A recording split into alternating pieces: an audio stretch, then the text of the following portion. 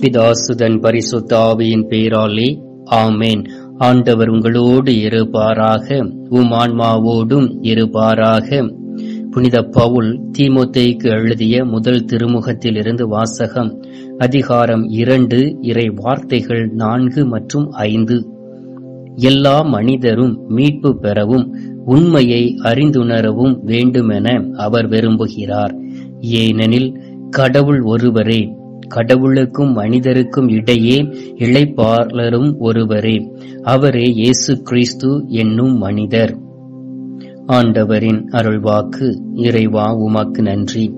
எங்கள் பரலோக தந்தையே, இயேசு கிறிஸ்துவை தூயனல் ஆவியே, தந்தையே, இந்த அருமையான புதிய நாளுக்காக உமக்கு நன்றி அப்பா. அதிகாலையிலே நீர் எங்களுக்கு உமது வார்த்தையை தந்திருப்பதற்காக உமக்கு ஸ்தோத்திரம். ஒவ்வொரு நாளும் தகப்பனே, ஸ்தோத்திர பலியிட்டு எங்களுடைய விண்ணப்பங்களை உமது பாதத்தில் சமர்ப்பித்து பாவ மன்னிப்பின் நிச்சயத்தை பெற்று பாவத்தை அறிக்கையிட்டு பரிசுத்த பிள்ளைகளாய் வாழ நீர் எங்களோடு கூட இருந்து வழிநடத்தி கொண்டு இருப்பதற்காக உமக்கு நன்றி.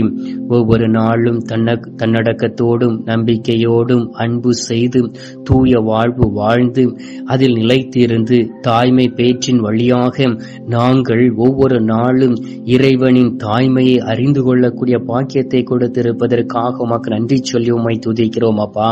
அநேக முறை எங்களுடைய உள்ள உம்மை நோக்கி இல்லாதபடி பிரிந்து போய் இருக்கின்றன. எங்களுடைய தீமையான காரியங்களின் நிமித்தம் இந்த நாளிலே வல்லமையான பரிசுத்த ஆவியானவரை எங்களுக்குள் கடந்து வர செய்யும்படியாக ஜெபிக்கிறோம் அப்பா. அவரை எங்களுக்குள் விரைந்து வரும்படியாக உம்மை நோக்கி மன்றாடுகிறோம் ஆண்டவரே. பரிசுத்த ஆவியின் வரங்களையும் கனிகளையும் அவர் தரும்படியாக நீர் எங்களுக்காக பேசும்படியாக ஜெபிக்கிறோம் அப்பா. தகப்பனே, எங்களுடைய வாழ்க்கையில் இருக்கக்கூடிய தடைகளையும் கலைகளையும் உடைக்க பிடுங்கி எரிய பரிசுத்த ஆவியானவர் தாமே வர வேண்டுமாய் உம்மை நோக்கி மன்றாடுகிறேன் அப்பா. நாங்கள் சுமந்து கொண்டு இருக்கக்கூடிய கவலைகளையும் துயரங்களையும் துடைக்க ஆவியான தெய்வமே எங்களுக்குள் வாரும் தகப்பனே. பாவங்களும் சாபங்களும் எங்களை சூழ்ந்து இருக்கின்றன, எங்களை காயப்படுத்தி கஷ்டப்படுத்தி கொண்டு இருக்கின்றன. எங்களுடைய வாழ்க்கையில் இருக்கக்கூடிய பாவங்களையும் சாபங்களையும் நீக்க நீர் மட்டுமே முடியும் என்பதை விசுவசிக்கின்றோம். எனவே நீர் கடந்து வாரும் ஆண்டவரே. நீர் பரிசுத்தத்தின் பரிசுத்தராய் இருக்கின்றீர். எனவே நீர் விரும்பக்கூடிய அந்த பரிசுத்தத்தை எங்களுக்குள் ஊற்றிடவே நீர் கடந்து வர வேண்டுமாய் உம்மை நோக்கி ஜெபிக்கிறோம் ஆவியான தெய்வமே. இந்த நேரத்திலே ஆவியானவர் எங்களுக்குள் வரும்பொழுது எங்களுடைய உள்ளம் புத்துணர்ச்சி அடைகின்றது தகப்பனே. மன காயங்களினால் நாங்கள் கட்டுண்டு போய் இருக்கின்றோம். மன காயம் எங்களை வதைத்துக் கொண்டு இருக்கின்றது. ஒரு அடிமையை போல் இருக்கின்றோம். இந்த நாளிலே எங்களுடைய காயங்களை ஆற்றிட நீர் வரும்படியாக ஜெபிக்கிறோம் ஆண்டவரே. கனிவான உமது முகத்தை எங்கள் மீது ஒளிர செய்யும்படியாக உம்மை நோக்கி மன்றாடுகின்றோம். காலமெல்லாம் ஆண்டவரே, எங்களுடைய உள்ளத்தில் நீர் தங்கியிருக்கும்படியாக பரிசுத்த ஆவியானவர் எங்களுக்குள் இருந்து செயலாற்றும்படியாக உம்மை நோக்கி நாங்கள் மன்றாடுகின்றோம். சாத்தான் எங்களுக்கு எதிராக சீறி வரலாம் ஆண்டவரே. அவன் எங்களை அழைத்துவிட வேண்டும் என்று சொல்லி அலைந்து திரிந்து கொண்டு இருக்கலாம். கர்ச்சிக்கும் சிங்கத்தை போல் எங்களை சுற்றி சுற்றி வரலாம். ஆனாலும் தகப்பனே, நீர் எங்களோடு இருக்கிறபடியினால் எந்த ஒரு சாத்தானை நாங்கள் எதிர்கொள்ள முடியும். ஏனென்றால் சாத்தானின் தலையை நீர் உமது சிலுவையை கொண்டு நசுக்கி விட்டீர். எனவே சாத்தான் கொண்டு வரக்கூடிய தந்திரங்களை அறிந்து கொண்டு ஆண்டவரே, சாத்தானை அடக்கக்கூடிய அதிகாரத்தை எங்களுக்கு தர வேண்டுமாய் உம்மை நோக்கி நாங்கள் மன்றாடுகிறோம் அப்பா. ஏனென்றால் நீர் உமது பரிசுத்த இரத்தத்தை கொண்டு எங்களை புனிதப்படுத்தி உமது பிள்ளைகளாய் எங்களை மாற்றி இருக்கின்றீர். உமது பிள்ளைகள் ஒரு நாளும் பாதிக்கப்படக்கூடாது என்பதே உம்முடைய விருப்பம். உம்முடைய பிள்ளைகள் ஒரு நாளும் அழிந்து போய் விடக்கூடாது என்பதுதான் உம்முடைய திட்டமாய் இருக்கின்றது. எனவே தகப்பனே, உம்முடைய திட்டங்கள் நிறைவேறும் வரை உமது பாதத்தில் அமைதியோடு இருந்து அதை பெற்றுக்கொள்ளக்கூடிய பிள்ளைகளாய் எங்களுக்கு அதை தரும்படியாக ஜெபிக்கிறோம் அப்பா. இந்த நாளிலும் நீர் எங்களோடு பேசினீரே. எல்லா மனிதரும் மீட்பு பெற வேண்டும், அவர்கள் நீரே உண்மை என்பதை அறிந்து கொள்ள வேண்டும் என நீர் விரும்புகின்றீர் என்று சொல்லி, ஆம் தகப்பனே, இதுதான் உம்முடைய விருப்பமாய் இருக்கின்றது. எல்லா மனிதரும் மீட்பு பெற வேண்டும். இந்த உலகத்தில் வாழக்கூடிய எல்லோருமே உம்மை தேட வேண்டும். எல்லோருமே உம்மை அறிந்து கொள்ள வேண்டும். உமது வார்த்தைகளை புரிந்து கொள்ள வேண்டும், அதன்படி அவர்கள் நடக்க வேண்டும் என்பதே உம்முடைய திட்டமும் விருப்பமாக இருக்கின்றது. அதை குருக்கள் வழியாக, அருள் சகோதர சகோதரிகள் வழியாக, உண்மையான குருக்கள் வழியாகவும் சகோதர சகோதரிகள் வழியாகவும் நிறைவேற்றி கொண்டு இருக்கின்றீர். அநேக சாத்தானால் அனுப்பப்பட்ட குருக்களும் அருள் சகோதர சகோதரிகளும் திருச்சபைக்குள் நுழைந்திருப்பதை பார்க்க முடிகிறது சுவாமி. அவர்கள் பதவிக்கும் பணத்திற்கும் ஆசைப்பட்டு அலைந்து கொண்டு இருக்கிறார்கள். இவர்கள் எல்லோருமே சாத்தானுடைய கரங்களில் இருக்கிறார்கள். இவர்கள் அழைப்பை உணர்ந்து ஆண்டவரே சாத்தானுடைய கரங்களிலிருந்து விடுதலை பெற்று உம்மை நோக்கி வரும்படியாக ஜெபிக்கிறோம் அப்பா. கடவுள் மட்டுமே ஒருவர் என்பதை அறிந்து கொள்ளும்படியாக நீர் அவர்களுக்கு கற்றுக் கொடுக்கும்படியாக மன்றாடுகின்றேன். அவர்கள் எல்லோருக்கும் பணமும் பதவியும் பட்டமுமே அவர்களுக்கு கடவுளாய் இருக்கின்றது. பெயருக்கு அவர்கள் கோயில்களில் வந்து ஜெபிக்கிறார்கள் சுவாமி. இந்த நேரத்திலே அப்படிப்பட்ட மனப்பக்குவத்தை எடுத்து மாற்றி முழுமையான விசுவாசத்தோடு உம்மை அறிந்து கொண்டு ஜெபிக்கக்கூடிய பிள்ளைகளாய் மாறுவார்களாக. அன்பார்ந்த இயேசு சுவாமி, கடவுளுக்கும் மனிதருக்கும் இடையே நீர் ஒரு இணைப்பாளராய் இருக்கின்றீர். ஆண்டவரே, நீர் எங்களை ஒரு மனிதராய் நினைப்பது இல்லை, ஒரு சாதாரண ஒரு மனிதராய் எண்ணுவது இல்லை. நீர் எங்களை உமது பிள்ளையாய் நிலைத்திருக்கின்றீர். எனவே தகப்பனே, நாங்கள் இந்த உலகத்தில் பாவியாய் இருக்கின்றோம். அந்த நாளில் அழகாக புனித பவுல் சொன்னாரே, இந்த உலகத்தின் முதன்மையான பாவி நானே என்று சொல்லி என்னால் அதை ஏற்றுக்கொள்ள முடியும்.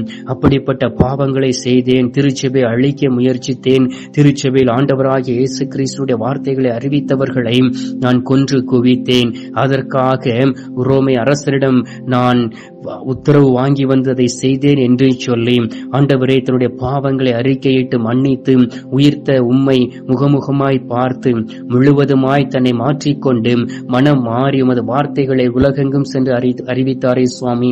அதே போல் உமது வார்த்தைகளை அறிவிக்கக்கூடிய வல்லமையான பிள்ளைகளை திருச்சபையில் எழுப்பிட வேண்டுமாய் உம்மை நோக்கி ஜெபிக்கிறேன் சுவாமி. தன் பெருமைக்காகவும் ஆண்டவரே தன்னுடைய சொந்த நாட்டங்களுக்காகவும் பணி செய்து கொண்டு இருக்கிறவர்களை நீர் சந்திப்பீராக. அவர்களையும் நீர் ஏற்றுக்கொண்டு அவர்களுக்கு மன்னிப்பை கொடுத்து வழிநடத்த வேண்டுமாய் உம்மை நோக்கி ஜெபிக்கிறேன் சுவாமி. ஏனென்றால் நீரே எங்களுக்கு வலுவூட்டக்கூடிய தெய்வமாய் இருக்கின்றீர். உமது வலிமையினால் நாங்கள் எப்படையும் எதிர்கொள்ள முடியும் என்று விசுவசிக்கின்றோம். இந்த நாளிலும் தகப்பனே, நோய்வாய்ப்பட்டு மருத்துவமனையில் இருக்கக்கூடிய பிள்ளைகளை ஒப்புக் கொடுக்கின்றேன். உம்மை தேடாதவர்களை ஒப்புக் கொடுக்கின்றேன். ஆண்டவரே, புறையின மக்களை ஒப்புக் கொடுக்கின்றேன்.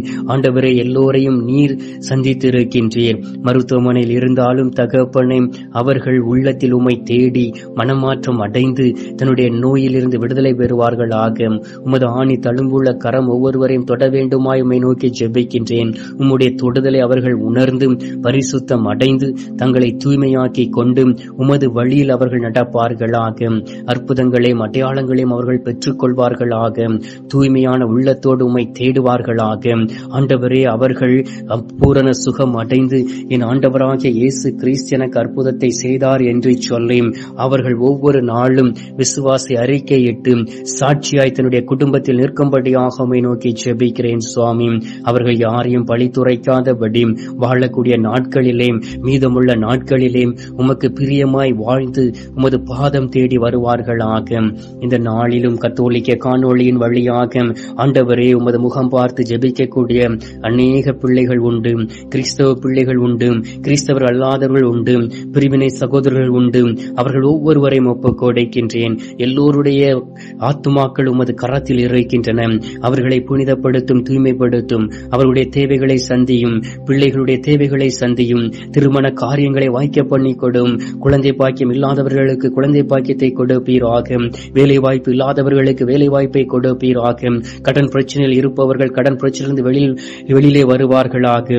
தொழில் முன்னேற்றத்திற்காக தன்னையே அர்ப்பணித்து ஆண்டவரே என்னுடைய தொழில் முன்னேற வேண்டும் என்று ஜெபிக்கிறவருடைய தொழில் முன்னேற்றம் அடைவார்களாக. யார் யாரெல்லாம் பிறந்த நாள் கொண்டாடுகிறார்களோ ஆண்டவரே, அவர்களை நிறைவாய் ஆசீர்வதித்து ஆண்டவரே அவர்களுடைய பிறப்பை அவர்களுக்கு உணர்த்தும்படியாக உம்மை நோக்கி ஜெபிக்கிறேன் ஜெபிக்கிறேன் சுவாமி. தந்தை, இந்த அதிகாலையிலே நீர் எங்களை சந்தித்திருப்பதற்காக நன்றி. எங்களை சந்தித்து எங்களுடைய ஜெபத்தை கேட்டு எங்கள் மீது இரக்கம் கொண்டு எங்களை நிறைவாய் ஆசீர்வதித்திருப்பதற்காக உமக்கு ஸ்தோத்திரம், ஸ்தோத்திரம், ஸ்தோத்திரம். மீட்பெரும் இரட்சகருமான இயேசுவின் திருக்கரத்தில் ஒப்புக் கொடுத்து எங்கள் தாய் கன்னிமரியாள் வழியாக ஜெபிக்கின்றோம் எங்கள் நல்ல தந்தையே. ஆமேன், ஆமேன். பரலோகத்தில் இருக்கிற எங்கள் பிதாவே, உம்முடைய நாமம் அர்ச்சிக்கப்படுவதாக, உம்முடைய ராஜ்யம் வருக, உம்முடைய சித்தம் பரலோகத்தில் செய்யப்படுவது போல பூலோகத்திலும் செய்யப்படுவதாக. எங்கள் அனுதின உணவை எங்களுக்கு இன்று அளித்தருளும். எங்களுக்கு தீமை செய்கிறவர்களை நாங்கள் பொறுப்பது போல எங்கள் பாவங்களை பொறுத்தருளும். எங்களை சோதனை விளைவிடாதையும் தீமையில் இருந்து எங்களை ரட்சித்தருளும். ஆமேன். அருள் நிறைந்த மரியே வாழ்க, கர்த்தர் உடனே பெண்களுக்குள் ஆசீர்வதிக்கப்பட்டவள் நீரே. உம்முடைய திரு வயிற்றின் கனியாகிய இயேசுவும் ஆசீர்வதிக்கப்பட்டவரே. அஜிஷ்ட மரியே, சர்வேசனுடைய மாதாவை, பாவிகளா இருக்கிற எங்களுக்காக இப்பொழுதும் எங்கள் மரண நேரத்திலும் வேண்டிக் கொள்ளும். ஆமேன். பிதாவுக்கும் சுதனுக்கும் பரிசுத்த ஆவிக்கும் மகிமை உண்டாவதாக. ஆதியில் இருந்தது போல இப்பொழுதும் எப்பொழுதும் என்றென்றும் இருப்பதாக. ஆமேன். ஆண்டவர் உங்களோடு இருப்பாராக, உம் ஆன்மாவோடும் இருப்பாராக. எல்லாம் வல்ல இறைவன் பிதா, சுதன், பரிசுத்த ஆவி உங்களை ஆசீர்வதிப்பாராக. ஆமேன்.